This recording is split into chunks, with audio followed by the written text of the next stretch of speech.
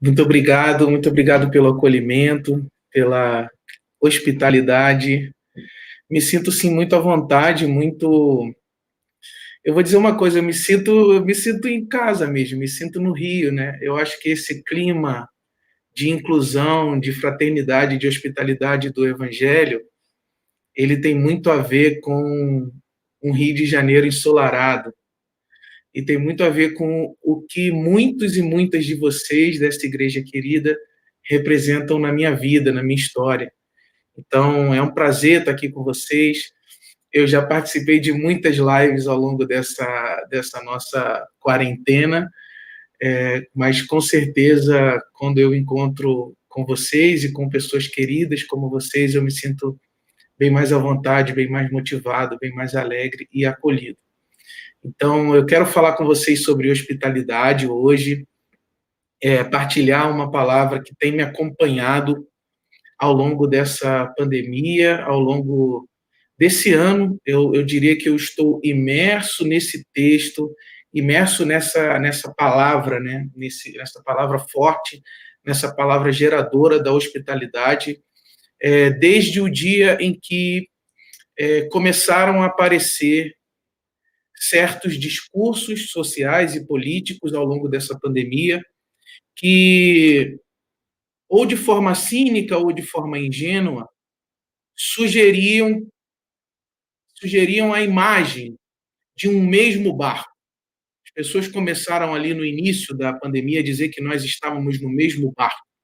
Não, o mundo está sobre o mesmo barco, o mundo está numa mesma situação, quando nós sabemos que, na realidade, esse mesmo barco, esse mesmo dentro, esse mesmo lugar acolhedor para todos e todas, apesar e através das nossas diferenças, mais do que uma imagem mítica, é quase uma utopia, porque, na realidade mesmo, nós temos muita dificuldade de construir esse lugar, de construir esse dentro, esse mesmo barco, isso que nós chamamos de mesmo barco.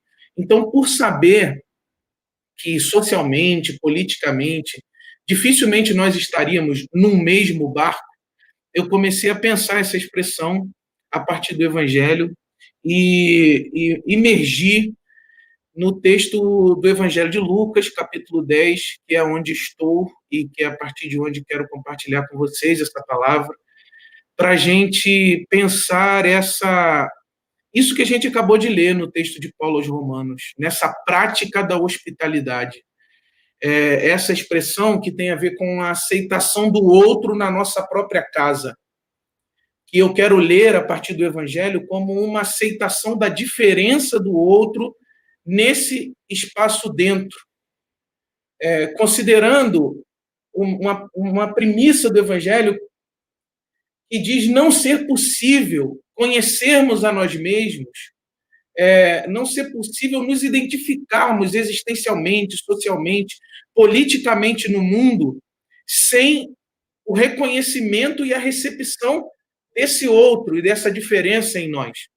Isso que esse texto do Evangelho de Lucas vai chamar de amar a um próximo como a nós mesmos, ou seja, amar a um próximo como se esse próximo fosse nós, ou como se nós dependêssemos de uma proximidade a uma diferença para nos reconhecermos mesmo, para existirmos. Essa ideia forte da sabedoria judaica que Jesus se apropria e atualiza no ministério dele, na minha opinião, apenas por uma hospitalidade radical, por uma prática de hospitalidade radical, nós poderíamos começar a pensar na possibilidade de criar um mesmo barco. Porque, na prática, nós não estamos no mesmo barco.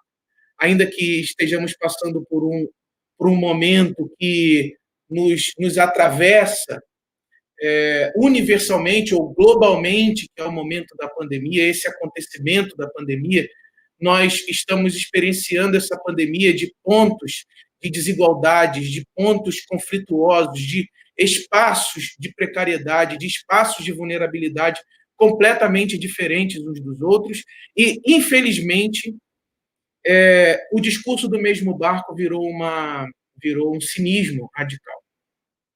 porque nós não nos movimentamos para criar o mesmo barco. Nós não nos movimentamos para criar esse dentro, para criar esse espaço onde as diferenças sejam bem-vindas, celebradas, onde as diferenças sejam motivo de alegria, reconhecidas, celebradas e festejadas. Nós ainda não fomos capazes de criar esse mesmo barco enquanto sociedade, quiçá enquanto comunidade de fé, enquanto igreja, porque as pessoas que estão falando nesse mesmo barco, muitas delas evangélicas, muitas delas religiosas, elas criam inúmeros elementos de segregação, inúmeras figuras de separação, muros, grades, equipamentos que vão gerando nesse possível espaço comum uma série de segregações a partir de Deus, em nome de Deus, por causa da Bíblia, por causa da religião. Então, essa utopia, esse mito de um mesmo barco, ele está muito distante. Mas eu não quero abandoná-lo de vez. Eu quero pensar como é que a gente pode aquecer o nosso coração com inspirações do Evangelho para para a prática da hospitalidade.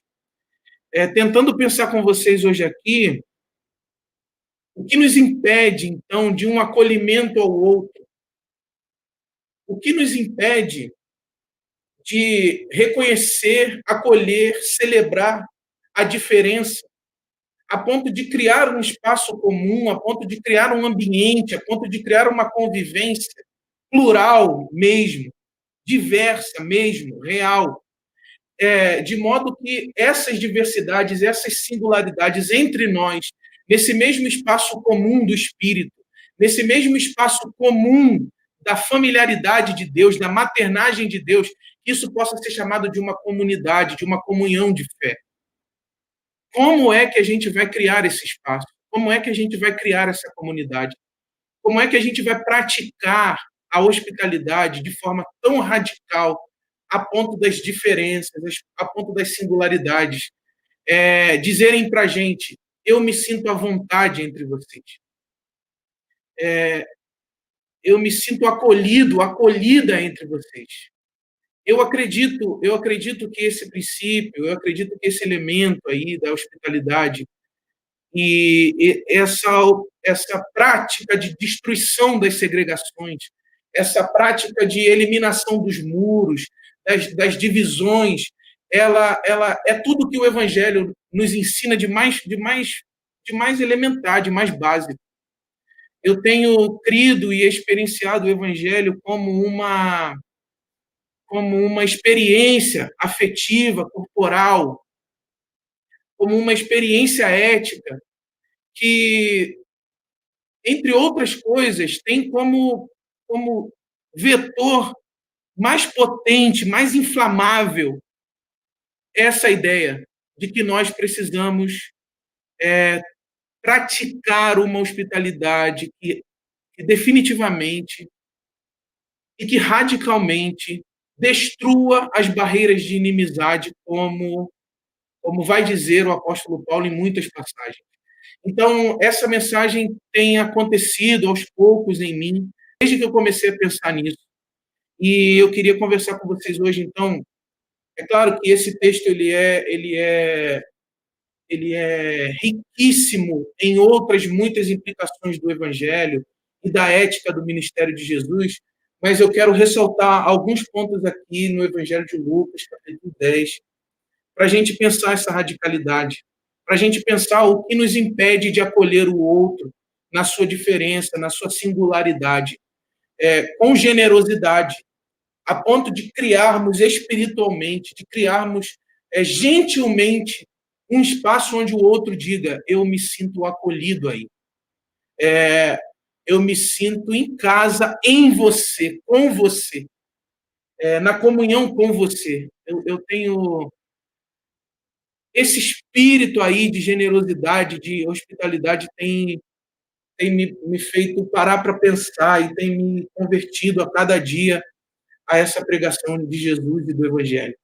Então, no Evangelho de Lucas, no capítulo 10, a partir do versículo 25, há uma conversa de Jesus com com um sábio em formação, com um rabino em formação, a respeito da lei, a respeito desse que era um rito, ou dessa que era uma prática de diferenciação, de identificação, e que se tornou, ao longo da experiência religiosa desses irmãos e irmãs aqui, dessas comunidades mais originais e primitivas, se tornou um elemento de segregação. Paulo, inclusive, vai debater isso quando escreve a sua carta aos Gálatas. E aqui, nessa conversa de Jesus, nessa conversa rabínica de Jesus, nessa conversa messiânica de Jesus, o jovem pergunta para Jesus o seguinte: o perito na lei, para pôr Jesus à prova, lhe perguntou, versículo 25 do capítulo 10 do Evangelho de Lucas: Mestre, o que preciso fazer para herdar a vida eterna? O que está escrito na lei? Respondeu Jesus. E como você a lê? Ele respondeu: ame o Senhor, o seu Deus, de todo o seu coração, de toda a sua alma, de todas as suas forças, de todo o seu entendimento, e ame o seu próximo como se ele fosse você. Ame o seu próximo como se ele fosse você. Então tem um vetor apontado na direção de um outro.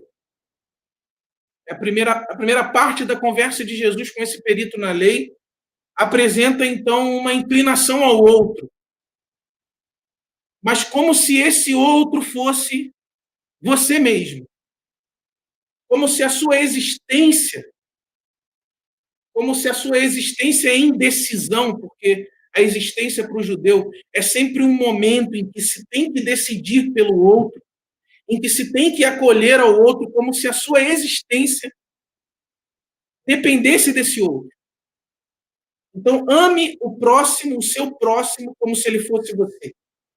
Pegue esse, grave aí essa imagem, ou a imagem desse movimento, que ela vai ser importante, porque eu gostaria de aplicar com vocês aqui hoje. Disse Jesus: você respondeu corretamente. Faça isso e viverá. Mas ele, querendo justificar-se, perguntou a Jesus: e quem é o meu próximo? Primeira cena que eu gostaria que você construísse na sua cabeça é que esse mestre da lei está falando de um próximo como se existisse um próximo, como se existisse um próximo dividido dele, separado dele. Ele está pensando assim diante de Jesus: Jesus, quem é esse outro diante e fora de mim para que eu possa chamá-lo próximo? Quem é esse outro na direção do qual eu devo ir para, saindo de mim, de um eu fechado em mim mesmo, eu possa construir uma relação espiritual com o outro? Então, esse mestre na lei, ele está se pensando como um centro existencial, como um centro político. Ele está se pensando como um dentro político. Na figura que a gente colocou no início, ele está se pensando como um barco político. E ele está perguntando para Jesus, reconhecendo uma sabedoria em Jesus, porque ele chamou Jesus de mestre, e eles estão aqui numa conversa interpretativa da tradição. Ele está perguntando para Jesus, então, quem é esse outro na direção do qual eu devo ir para conhecer e eternizar a minha vida? Essa é a pergunta dele. Mas tem um problema aqui nessa pergunta. O problema aqui dessa pergunta, ou o problema dessa construção estética, dessa construção ética, dessa construção política do mestre da lei, é que ele se pensa como alguém ainda. Ele se pensa como alguém dividido, cindido de um outro. Para destruir esse modo de pensar, Jesus vai contar uma história, o que é próprio da sabedoria de Jesus de Nazaré, contar histórias para popularizar éticas, para popularizar políticas, para popularizar Deus, para tornar Deus, Deus mesmo, um espaço inclusivo, para tornar Deus, Deus mesmo, um lugar acolhedor, um lugar de boas-vindas. Jesus utiliza da linguagem mais popular possível, que é a linguagem narrativa, a linguagem poética, o conto e a contação da história. Porque veja bem, olha, Jesus vai começar a ensinar sobre hospitalidade para esse rapaz. Mas não se pode ensinar sobre hospitalidade sem que Deus seja uma experiência hospitaleira, acolhedora. E para Jesus, ou em Jesus, segundo os evangelhos, Deus é popularmente acolhedor. Deus é ecologicamente acolhedor. Deus é maternalmente acolhedor. Por isso, Jesus faz o máximo de esforço possível para tornar o evangelho e os aprendizados sobre o evangelho numa experiência de acolhimento. E aí ele conta histórias. E aí ele vai, por meio de histórias, por meio de uma narrativa, de uma textura, de um gesto, de uma linguagem que faz o outro se sentir em casa, ele vai ensinar para esse mestre da lei, que ainda está se pensando como um alguém dividido do outro, ele vai ensinar hospitalidade para esse homem. E ele vai contar a parábola famosíssima do bom samaritano para isso. Você conhece a parábola. Há diversas aplicações e diversos aprendizados sociais e políticos nessa parábola. Mas eu quero chamar a atenção para um movimento da parábola. Veja bem, o mestre da lei pergunta: Jesus, quem é o meu outro? Quem é o meu outro? Quem é o meu diferente? Quem é o meu próximo? No movimento da parábola, Jesus vai contar a parábola inteira, e ele vai chegar no versículo 36, e eu gostaria que você tivesse com a Bíblia aí, ou acessado em alguma página, alguma aba, ou aberta aí na sua mão. E no versículo 36, depois de contar a famosa história do bom samaritano, Jesus vai perguntar para o mestre da lei: qual desses três você acha que foi o próximo do homem que caiu nas mãos dos assaltantes? Veja bem, a pergunta do mestre da lei é: quem é o meu próximo? A pergunta que Jesus devolve como resposta inverte o vetor ético da problemática. A pergunta que Jesus devolve como resposta pergunta para o mestre da lei o seguinte: quem foi o próximo daquele que caiu nas mãos dos assaltantes? Aquele que teve misericórdia dele, respondeu o perito na lei. Jesus disse: vá e faça o mesmo. Ou seja, Jesus está dizendo para esse mestre na lei que o próximo não é algo, alguém que você tem. O próximo não é uma diferença, não é uma alteridade que você, pensando-se como um núcleo, pensando-se como um dentro, pensando-se como um, não é algo que você tem como uma propriedade. O próximo é, é alguém que você é em relação à necessidade do outro, em relação à diferença do outro. No limite, Jesus está dizendo que o próximo não é algo que você tem, o próximo é algo que você é. Logo, se você é o próximo, o outro e você são a mesma pessoa. Logo, se você é o próximo, logo, se você não tem um próximo, você é próximo de alguém, você e o outro, você e a diferença do outro, você e a alteridade do outro, se constitui uma existência espiritual diante de Deus, uma existência política diante de Deus, uma existência social diante de Deus, uma existência afetiva diante de Deus. Ou seja, você e o outro, você e esse alguém que você via fora de você, Jesus está dizendo: aproxime-se desse alguém, traga esse alguém para dentro de você e constitua-se em amor com esse alguém.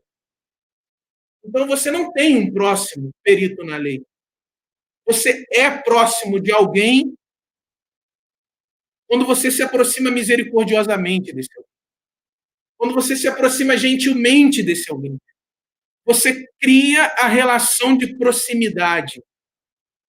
Aqui eu quero dizer que o próximo, esse amor ao próximo, ele não é um movimento caritativo, não é um movimento colonizador, ele não é um movimento imperialista, ele não é um movimento de negação do outro, ele não é um movimento de submissão do outro, ele é um movimento de acolhimento da diferença do outro em nós, para que essa diferença nos constitua existentes. Ou seja, nesse texto de Jesus, ou do Evangelho de Lucas, eu aprendo que existência é proximidade e relação. Existência é reconhecimento do outro. Existência é hospitalidade dessa diferença em mim. Agora, isso deve ter causado um baita de um problema ético e existencial e teológico, porque tudo isso é a mesma coisa nesse mundo, para esse mestre na lei, porque Jesus está dizendo que ele tem que trazer o samaritano para dentro dele. Jesus não está dizendo que ele tem que trazer um judeu que pensa diferente para dentro dele. Jesus não está dizendo que ele tem que trazer, sei lá, uma criança para dentro, uma criança judia para dentro dele. Tudo isso já seria bem tenso. Acolher a infância, acolher, como diz o reverendo Ariovaldo Ramos, acolher a criancitude do outro dentro dele. Jesus não está dizendo isso. Jesus está dizendo, olha, pensa num samaritano. Imagine o samaritano enquanto modelo de cuidado, de espiritualidade, de aproximação. Imagine o samaritano como um modelo de hospitalidade. Imaginou? Agora traz esse modelo de hospitalidade para dentro de você. Seja como o samaritano. É o que Jesus está dizendo.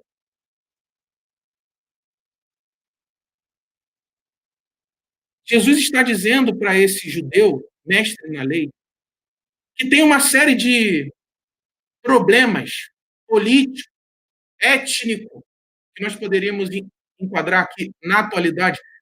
Esse mestre na lei que tinha diversos problemas étnico-raciais, culturais, com esse judeu, com esse samaritano, ele está dizendo, olha, a sua existência, a eternização da sua vida, a sua experiência de amor a Deus, depende de acolher essa diferença samaritana em você, a ponto de vocês constituírem uma mesma existência em amor. Uma existência plural, uma existência diversa, uma existência que não anula a singularidade de cada uma das vidas em relação, mas uma existência em amor.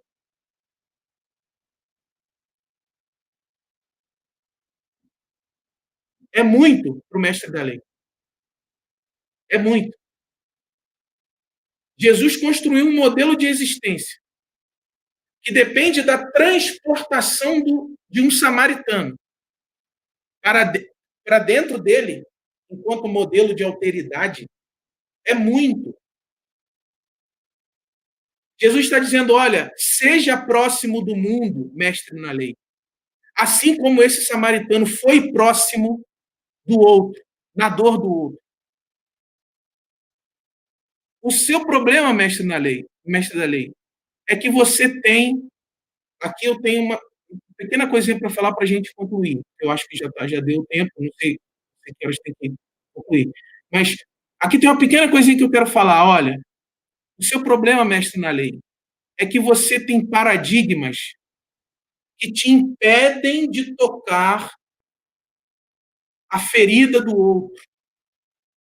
Você tem paradigmas religiosos, você tem paradigmas, eu vou chamar aqui de imunológicos. A gente está em tempo de pandemia, está pensando bastante em imunidade. Você tem paradigmas teológicos, paradigmas imunológicos, paradigmas cerimoniais, paradigmas litúrgicos, que te impedem de ser próximo. E por causa desse paradigma, você está bloqueado de ser gente. Por causa desses paradigmas, você está bloqueado de ser gente.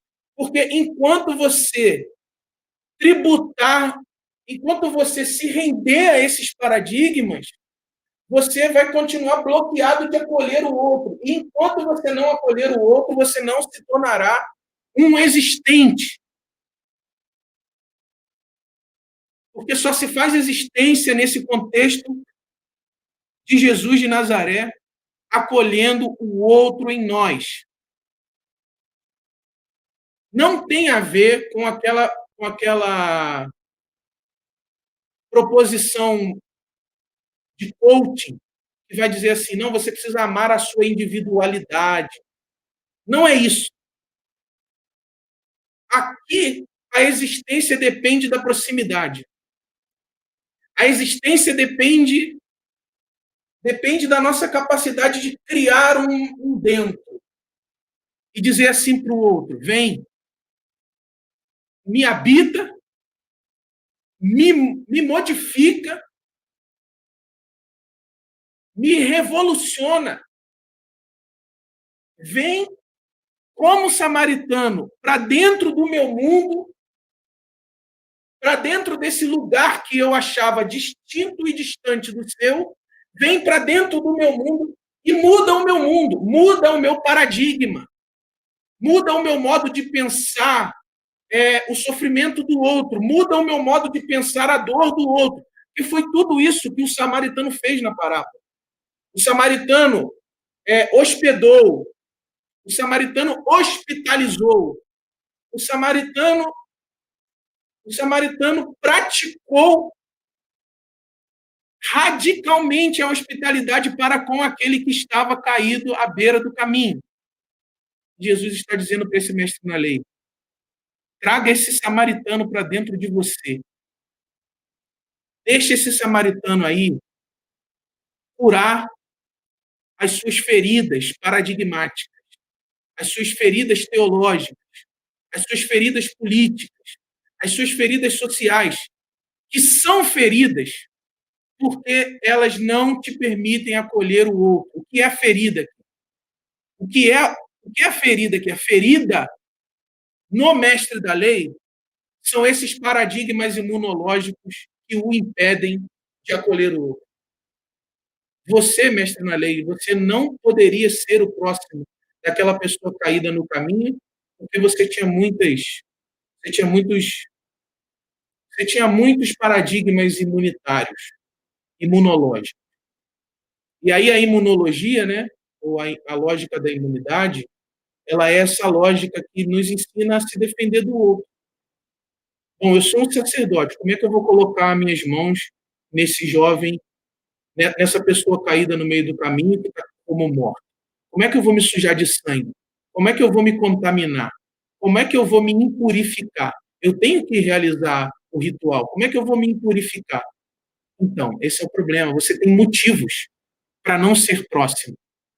E o problema é que os seus motivos para não ser próximo, eles são os mesmos motivos que eu estou te dando para que você não seja um existente. Enquanto você tiver esses motivos para não se aproximar do outro, você continuará. Lembra que a conversa era sobre vida eterna, né? Você continuará vivendo essa vida morta. Você continuará vivendo uma existência precária, porque você não é capaz e você tem motivos suficientes para não acolher o outro. Eu gosto de pensar nisso, atualmente, na forma como o evangelho ou os evangélicos criam motivos étnico-raciais e motivos de gênero para não acolher o outro. Eles falam que é a Bíblia, eles falam que é a tradição, eles falam que são as hermenêuticas. Então, vocês estão levantando motivos para não acolher o outro. E todas as vezes que vocês não acolhem o outro, vocês também abortam a existência em vocês mesmos. Todas as vezes que vocês encontram motivos teológicos, espirituais, transcendentais, bíblicos, seja o motivo que for, e esse motivo, e esse motivo redunda, ou resulta, melhor dizendo, numa razão excludente, você morreu. Você morreu. Não tem eternidade aí acontecendo em você. E aí, quando isso acontece, Jesus diz assim: você quer, você quer nascer de novo? Você quer viver uma outra vida? Você quer viver uma nova vida? O único modo de viver uma nova vida é trazendo uma vida nova para dentro de você. O único modo de viver uma nova vida é trazendo uma vida nova para dentro de você. No caso do judeu aqui, é um samaritano. Traga um samaritano.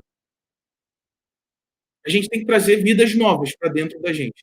E eu não estou metaforizando dentro, não, tá, gente? Eu metaforizo dentro quando eu falo da existência. Mas quando eu falo da comunidade, quando eu falo da sociedade, quando eu falo da política, o dentro é criar um espaço mesmo, criar um ambiente que suporte a diferença do outro e permita a diferença do outro afetar os nossos modos de vida. Você quer uma vida nova, um amor novo, uma igreja nova? Tudo que você chama novo, que o Novo Testamento vai chamar de nova criação, tudo que é nova criação, em Gálatas, por exemplo, em Efésios, o aparecimento desse novo depende da hospitalidade, da diferença do outro. Um dos rabinos medievais que mais influenciaram o pensamento de um filósofo conhecidíssimo no Ocidente chamado Spinoza, ele dizia que deve-se dar ao outro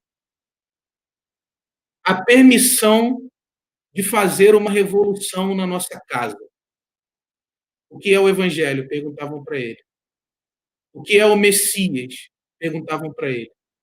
Ele dizia: o Evangelho é dar ao outro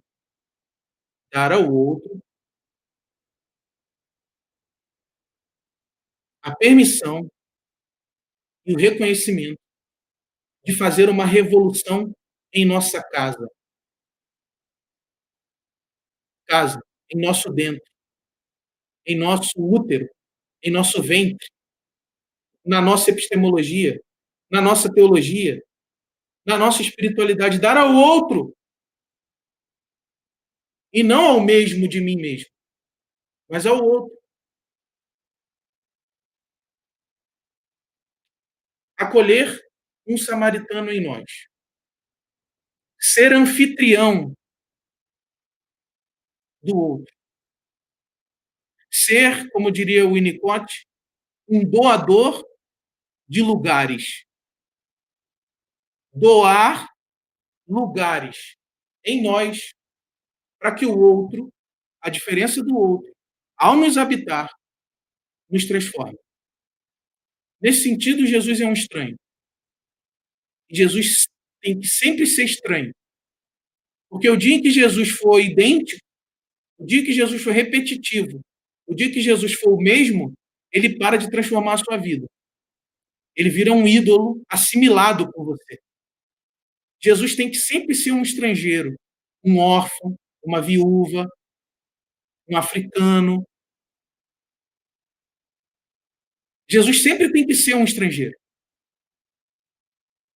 porque sendo estrangeiro, ele faz a experiência de acolhimento de Deus em você. Porque é só o estrangeiro que pode nos transformar em acolhedores. E somente quando acolhemos o outro, acolhemos a Deus. É o que os textos do Evangelho nos ensinam. O papo é tão sobre acolhimento que logo depois dessa cena, Jesus vai estar na casa de Marta e Maria. Lembram dessa cena? E aí, na casa de Marta e Maria, uma das irmãs trabalha, outra irmã recebe. Uma das irmãs faz o serviço formal da hospitalidade e a outra irmã faz o serviço afetivo da hospitalidade. Jesus diz assim para aquelas mulheres, ou Jesus diz assim para a mulher assoberbada no trabalho da hospitalidade. Jesus diz assim para ela: você perdeu a melhor parte, porque a melhor parte é me acolher, é fazer o trabalho afetivo da hospitalidade, me acolher na minha diferença, é ficar aqui comigo desenvolvendo uma relação de alteridade real. Pensando nos seus trabalhos, você não consegue pensar na presença da diferença que está aqui dentro da sua casa. E aí eu não consigo mudar nada em você. Manjou aí? E para mim, no Evangelho de Lucas, esse tema do acolhimento ele vai se repetir até a cruz. E esse tema do acolhimento vai extrapolar a cruz.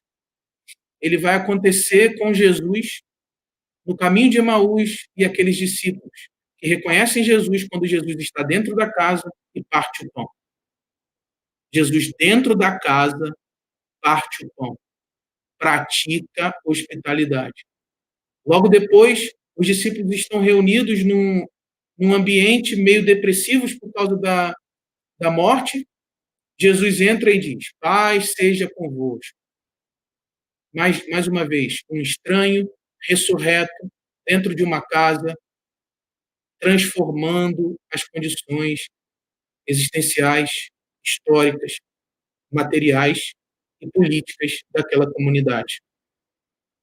Essa é a minha fé, de que quanto mais e melhor acolhermos a diferença do outro, mais e melhor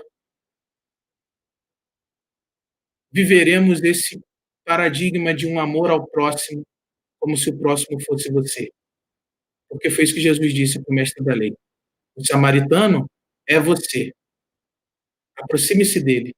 Deixe-o aproximar-se de ti. Então, por uma igreja que seja hospitaleira, eu partilho essa palavra em nome de Jesus e agradeço imensamente o acolhimento. Agradeço imensamente o acolhimento e a hospitalidade de vocês nesse tempo. Eu queria fazer uma oração e pedir a Deus por você, por mim, por nós, que a gente acolha. Jesus querido, nos dê sempre e mais uma vez a sua palavra estranha, diferente, nova, revolucionária. Jesus querido, tu que és totalmente outro, venha cear com a gente, almoçar com a gente nesse domingo. E com toda a sua diferença, quebre, Jesus querido, os nossos preconceitos de gênero, de raça, de classe, os nossos preconceitos religiosos. Destrua tudo, Jesus. Pode entrar aqui na nossa casa, porque a gente vai parar o nosso trabalho e a gente vai ficar aqui te ouvindo e a gente vai dizer: fica à vontade, Jesus, para revolucionar nossa casa. Nós queremos te receber, para que o Senhor nos receba em ti, para que essa experiência de recepção, para que essa experiência de hospitalidade, de mutualidade, faça nascer uma outra vida em nós. Nós queremos conhecer o samaritano em nós. Jesus, tu que és o grande samaritano. Jesus, tu que és o grande africano. Tu que és a grande mulher. Tu que és a grande mãe. Tu que és totalmente outro. Nós queremos te conhecer, Jesus, também em nós. E nos ver outro. Ver a nossa vida ser modificada, ser transformada. Com a sua presença em nós. Nós te acolhemos e, pela sua graça, celebramos o fato de sermos acolhidos no Senhor. Acolhidos no Senhor e acolhidas no Senhor. Todos e todas. Acolhidos e acolhidas no Senhor. E nós te agradecemos essa experiência de amor. E celebramos essa experiência de amor. Em nome de Jesus, o nosso grande samaritano. Em nome de Jesus. Amém. Amém. Amém. Obrigado, gente. Obrigado pela hospitalidade. Paz e bem para vocês todos. Deixa eu dar só 2 testemunhos aqui rapidinho. Para mim é especialmente emocionante estar aqui hoje, porque entre vocês eu tenho um mestre e uma profeta. Eu tenho o mestre Clemir e tenho a profeta Adriane, que em vários momentos da minha passagem, da minha vida, do meu percurso de descer de Jerusalém, marcaram, foram hospitaleiros e foram curativos de mim mesmo. Então, quero agradecer por esse tempo. Antes de eu vir para São Paulo, antes de eu fazer essa viagem aí de Jerusalém para Jericó, antes de pegar essa estrada, eu fui recebido pela profeta Adriane na casa dela e eu trago várias das palavras e vários dos ensinamentos daquela cena de hospitalidade em mim. E o Clemir, que eu também tive diversas experiências de transformação ouvindo e aprendendo com ele. Então, para mim, é um prazer estar aqui com vocês. Desculpa, inclusive, me estender devido a isso, mas um beijo grande, gente. Valeu. Querido, obrigada pela palavra, pelo acolhimento. Que bom te ouvir, que bom. Te ouço de vez em quando, viu, na Ibabe, lá pelo YouTube. Mata a saudade de longe. Muito bom te ouvir. E, Felipe, que coisa impressionante que é essa perspectiva de hospitalidade, porque dentro do paradigma que a gente está acostumado, ela remete muito a algo parado, né? A hospitalidade parece que é algo que não está em movimento. Né? E como a perspectiva evangélica e que Jesus traz aí é algo totalmente que peregrina, que caminha, né? Que bom que te ouvir sobre isso.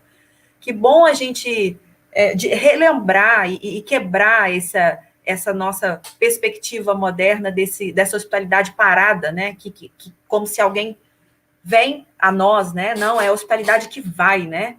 Que se mistura, que coisa linda. Nossa, assim, é renovador mesmo. E que esses elementos de segregação, como você colocou, né, que essas barreiras, né, esses elementos de segregação caiam por terra mesmo, em nome de Jesus, e a gente rompa. E que desafio, né, Felipe? Porque Total. a gente está já em vários ambientes estáticos, né? A própria Constituição da Igreja em si, ela tem ali um recorte territorial que segrega. Ela tem tantos recortes assim, né?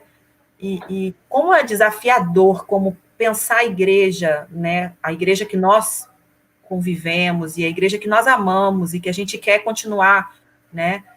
Participando dela, mas como construir essa igreja que taberculuna, que anda, que caminha, que hospeda no caminho, né? É um desafio mesmo. Tem uma cena que eu gosto muito nos evangelhos, que é aquela que Jesus encontra com a mulher Sirofenícia. Ele tem que sair de Jerusalém em direção ao litoral, ao norte. Ele vai ao norte de Jerusalém, em direção a Tiro e Sidom. Uhum. Ele encontra a mulher Sirofenícia. E é nessa caminhada aí que ele se transforma. Eu gosto de pensar com vários e várias pensadoras desse texto que aquela mulher converte Jesus a uma nova experiência messiânica dele mesmo. Mulher cirofenícia ensinando Jesus a ser Jesus. Uhum. Como ela faz isso? Ela discute com ele e ele escuta ela. No primeiro momento, ele apenas repete a tradição religiosa dele, dizendo que ele não pode tirar os pães da mesa dos filhos para dar para os estrangeiros, para os cachorrinhos, para o outro. E ela diz, mas você não sabe o que você está falando. Você poderia ser muito melhor do que isso. Você poderia ser melhor do que isso. E aí ele muda a percepção dele no caminho. Talvez o que os evangélicos precisem assimilar, que não dá para fazer muro no deserto, né? Não dá para construir esses mecanismos de contenção e de divisão no deserto, porque o solo é instável, vai derrubar tudo mesmo.